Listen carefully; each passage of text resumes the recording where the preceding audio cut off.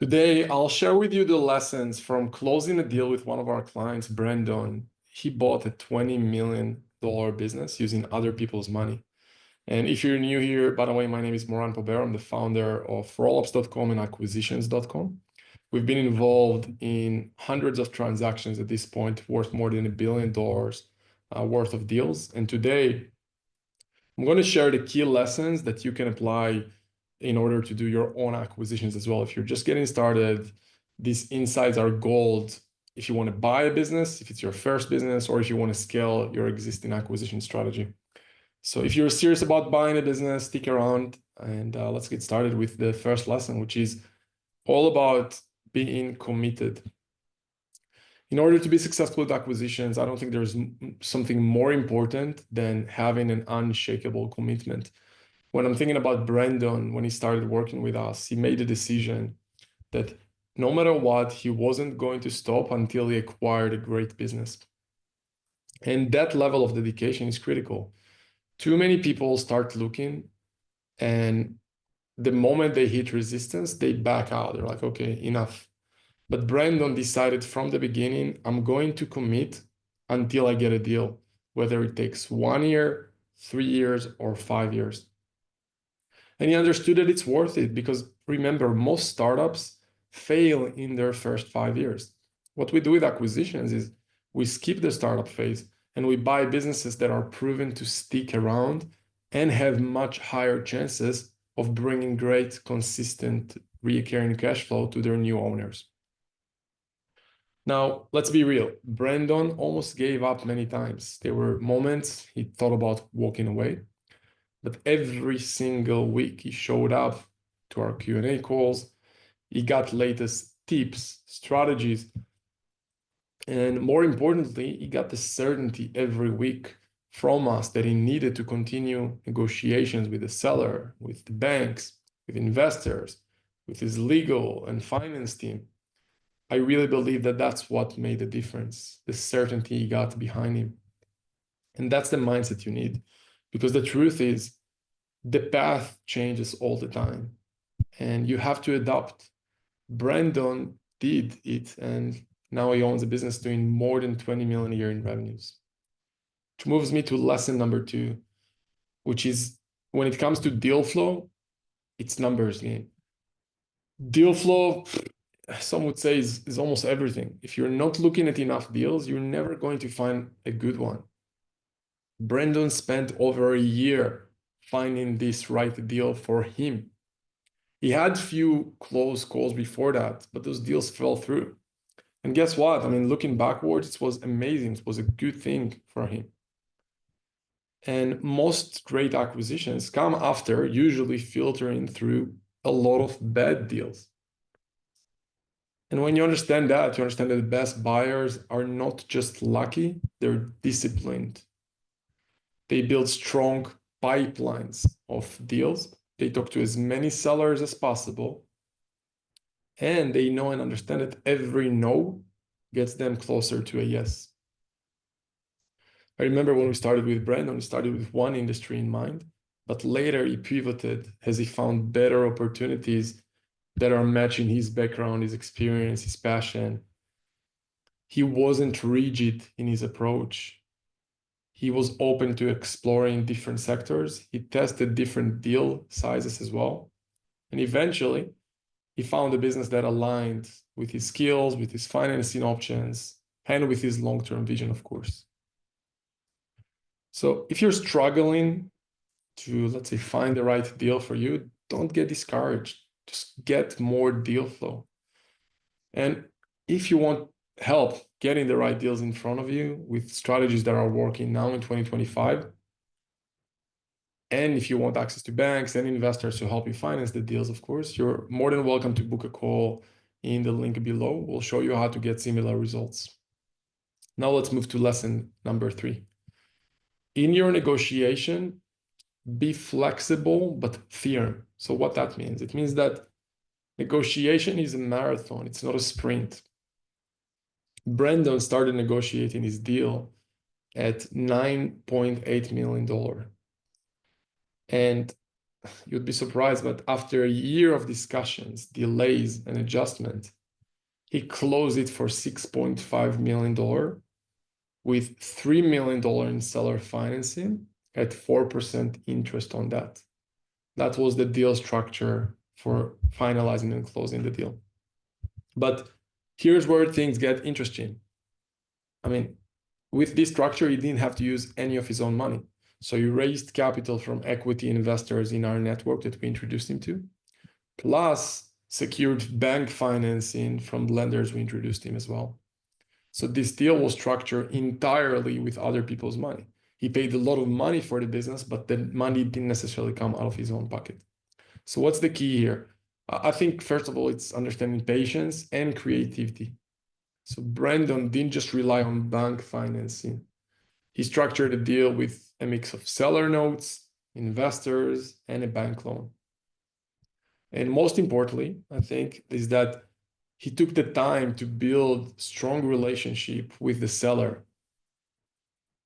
who was willing to be super flexible. And I'll share in a second what that meant. So if you want to win in acquisitions, you need to think behind just the price. It's about finding a structure for the deal in a way that works for everyone. So even the seller note was seen as a win for the seller, and of course for the investors and the bank. Which moves me to lesson number 4. Banks can and most likely will slow you down, but you got to keep pushing. Unfortunately, that's the nature of banks right now. Banks are slow. If you're relying on financing, especially if it's coming from institutions like big banks, expect delays and expect the frustration. Brandon went through 7 different banks before finding one that would close the deal for him. Yeah, that's right, 7. One bank even gave him a commitment letter already, and he wasted 2 months of his time with them, and then still couldn't close. So what's the lesson here? You always want to have backup options and keep pushing. And here's a pro tip.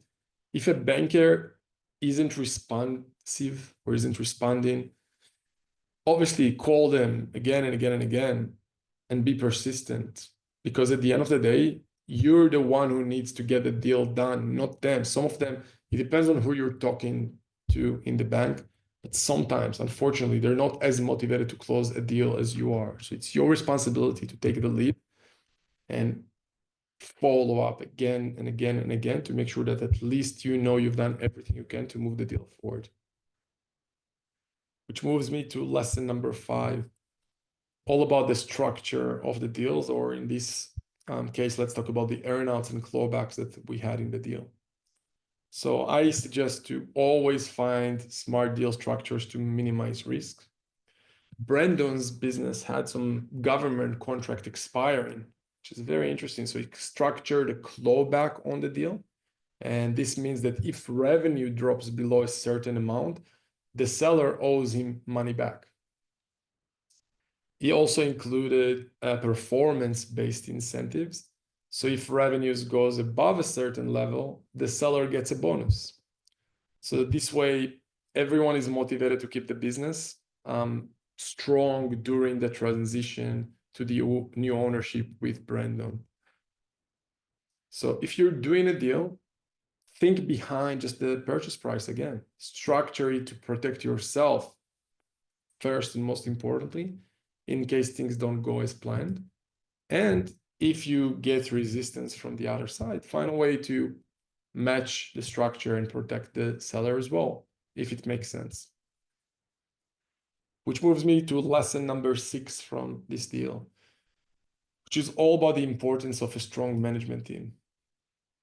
A great business is nothing without a great team. One of the biggest reasons Brandon pursued this deal was because it had a strong management team in place.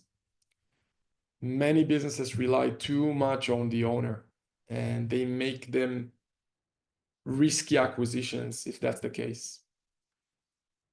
Here, before closing, Brandon made sure that there's going to be key executive staying in the business. right? And he want to make sure that they are incentivized to stay post-acquisition, even structure bonuses based on the team retention and performance. So if you're buying a business, ask yourself, like, how long the owner, let's say, when was his last vacation? If they say, or how long was, let's say the owner tell you, hey, I just had a few days and I had to come back. Well, it might be a red flag because it means that they are the business. The business is dependent on them. Because in the end of the day, if you buy a business to replace the owner, you want to make sure that the company can run without the owner. And you know who's going to help you run the business when you are going to be the new owner. Because Brandon didn't have experience in that sector. He had to make sure that the executives team that's staying in the business can handle the sector understanding. Which moves me to lesson number 7. Sellers choose buyers that they trust. Sellers don't always pick the highest offer. They don't just care about the money. You'd be surprised, especially with the small acquisitions. We're not talking about 100 million plus acquisition that then the owner have hundreds of employees and sometimes they don't really care because they don't even know half of the employees. But with small businesses, they care about the new owner a lot. And in this deal, Brandon was competing against a bigger company that made a higher bid, but the seller still chose him. Why? Because they trusted him to take care of the business and the employees. Many times when you see a big company eating or buying a smaller company, there's a massive change in the small company very fast. And the owner, the seller here understood that. And Brandon obviously was able to show him what would that look like with Brandon as the owner and the bigger company as the new owner. So if you're competing for a deal, don't just focus on price, focus on building rapport with the seller. Show them that you care about their legacy. That alone can win you deals over buyers with just, if all they have is deeper pockets. So with that, let's move to some closing thoughts. Brandon's journey with this deal wasn't easy, but because he followed these principles, he closed an amazing deal that, again, most people spend their lifetime building a business to that extent. Most businesses never reach 20 million in revenues. He bought a business, and from day one, you're going to own those numbers, which business that is very profitable, by the way. So if you want to watch his full 1-hour Q&A session that he did with our clients, with our community, where he answered tons of detailed questions with our clients, feel free to email support@acquisitions.com and we'll send it your way. If you found this helpful, make sure you like, subscribe, comment below and all that. And feel free to book a call with us below if you want our help to get you similar results faster than you would on your own, because you can access our network of deals, investors, banks, and everything. And let me know in the questions below, maybe what's your biggest challenge in buying a business, and let's talk about it. And yeah, I'll see you in the next video. Take care.